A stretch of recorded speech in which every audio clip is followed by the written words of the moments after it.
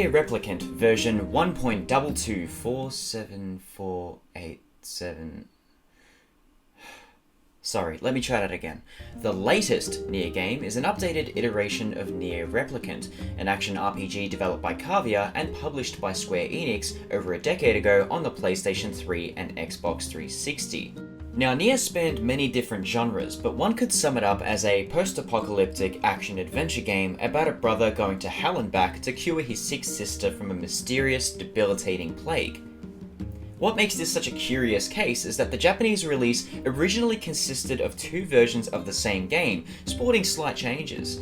Depending on the version you played, NieR Replicant's main protagonist is an older brother, while NieR Gestalt's is a father, with the sister role swapped to a young daughter. Outside of Japan, only NieR Gestalt ever made it overseas, and while there are many reasons as to why this was, they're now rendered quite irrelevant, as this brand new version marks the very first time that NieR Replicant has been made playable in a localized format. Considering the game's unwavering critical reception at the time of its release, its steadily increasing cult following, and particularly after the success of NieR Automata, this latest release of NieR Replicant is a big deal indeed.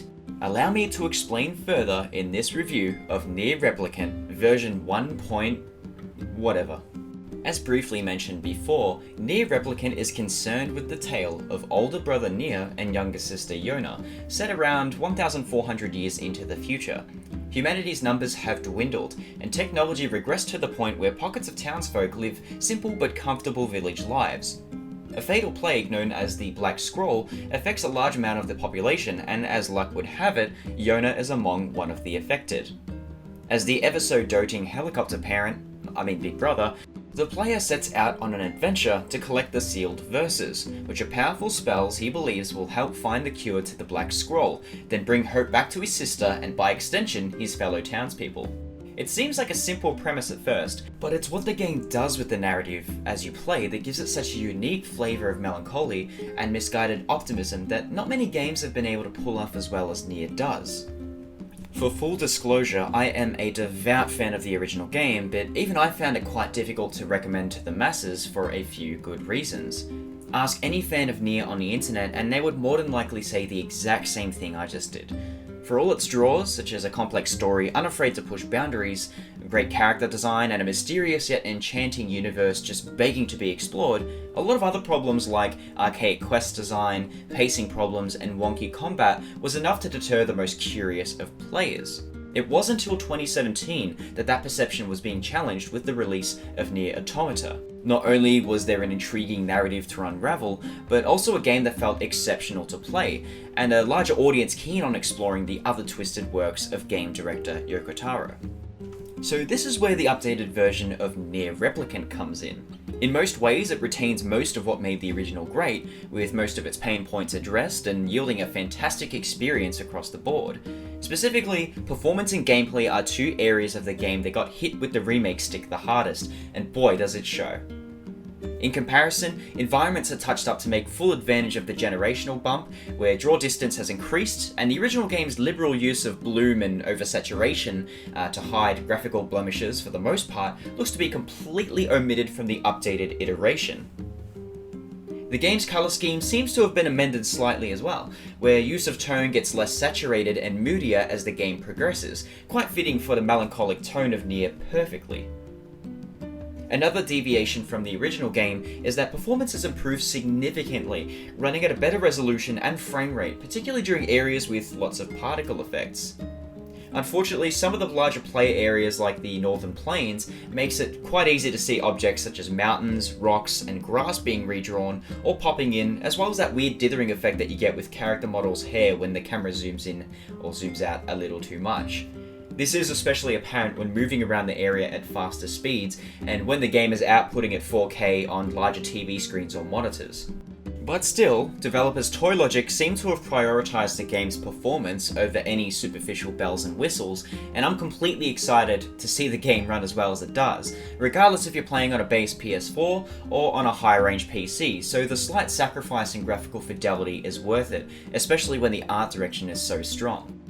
Now the gameplay is where the updated NieR shines, and it's quite apparent that Toy Logic took the additional time and effort to ensure this part of the game matched the stringent standards defined by Platinum Games just over 4 years ago. To put it simply, this game is absolutely amazing to play, and just as great to watch in motion. Movement feels a little more grounded than the original game, where jumping around and dashing has a little more weight to it, and is quite proportionate to what the player is wielding and how much distance they're covering to account for the wide array of options the game gives you in fighting enemies or navigating the environment. For example, 2D platforming sections feel much better to play with a momentum system that feels fair, while players will take some time getting to know enemy attack patterns and animations. If you've played NieR Automata before, you're going to feel quite comfortable here, but if you're more of a NieR Gestalt or Replicant buff, don't be too dejected if it takes a little more time to get accustomed to the major changes within gameplay. Speaking of, there are some slight tweaks that further enhance the depth of combat by adding easier to land launch attacks, charge modifiers, and making it easier to do crowd clearing moves if the action gets too hectic.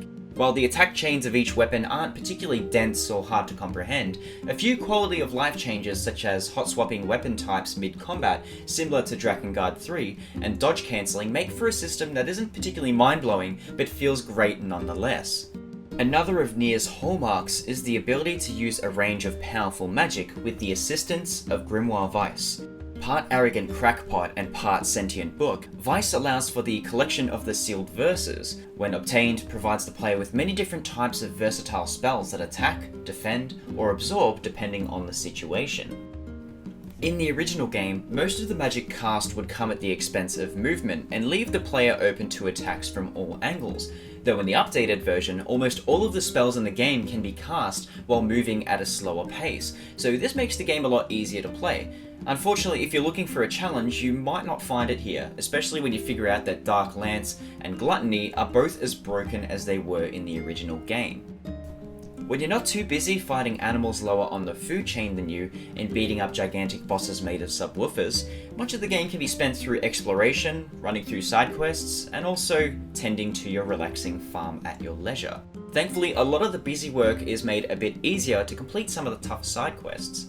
This time around, rare drop rates feel a bit more generous, the fishing minigame is far more comprehensible than it has any right to be, and farming for parts to sell by tuning all of your weapons to improve item drop rates has you breaking the economy quicker and harder than any Wall Street trader would dare dream.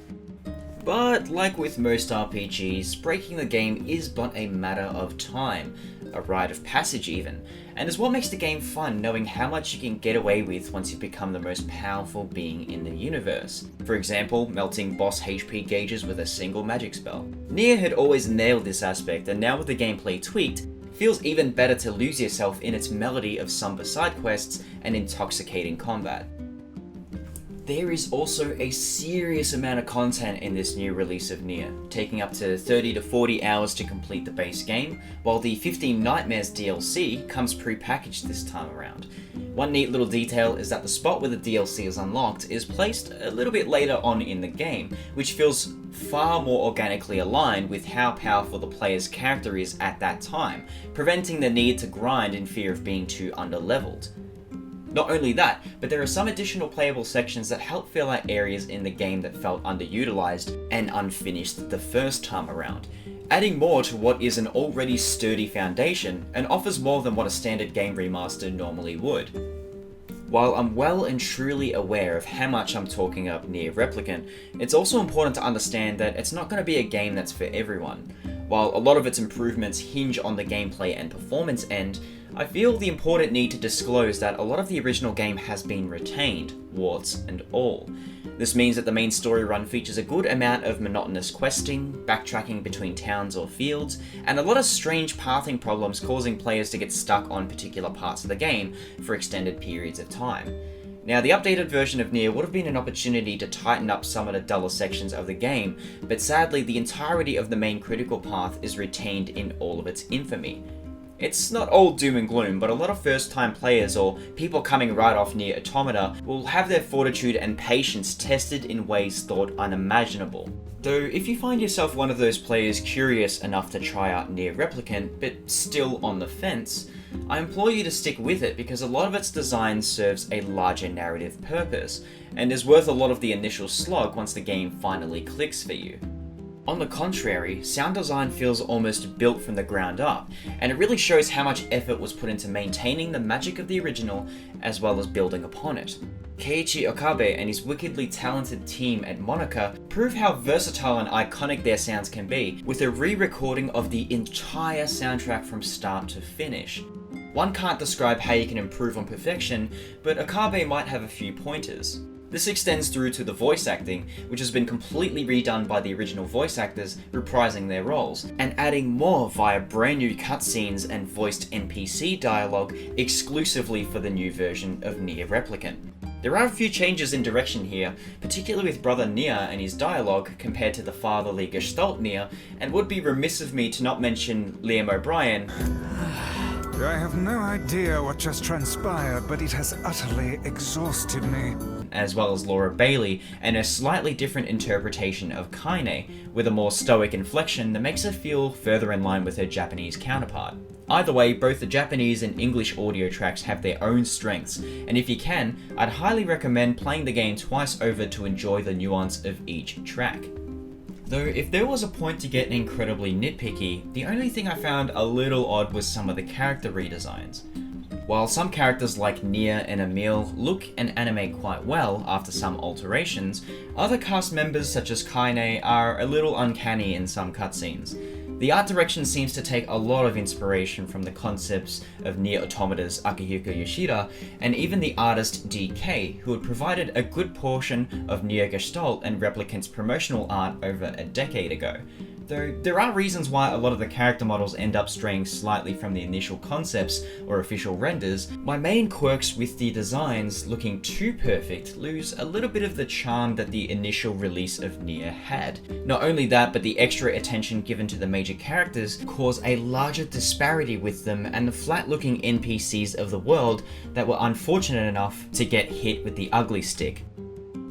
But anyway, that was my ill attempt at trying to find something horrible to say, because honestly speaking, there is a lot to love about NieR Replicant version 3.1415. Interestingly, it transcends many of its criticisms purely based on the idea that it is a game so far removed from any focus testing, sampling, or creative meddling. It truly feels like a game that Yoko Taro and his team wanted to make, and by extension, developer Toylogic's attempt to introduce this iconic game to a new generation is a genuine labor of love, and thankfully hits all the right notes it needs to.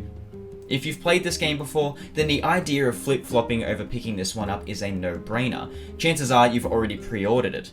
However, if you're someone who is curious regardless if you've played NieR Automata or not, then I'd recommend trying it out anyway. Admittedly, there are still few tiny quirks due to the intrinsic nature of the NieR experience, but if you're willing to invest but a modicum of patience, the game will feel unlike anything else on the market, and you just might find a lot here to love unconditionally for decades to come. For more NieR and review content, be sure to click the like button on this video, subscribe to our channel, and click the bell icon to be the first to see our latest videos here on youtube.com/NewGamePlusTV. Thank you very much for watching.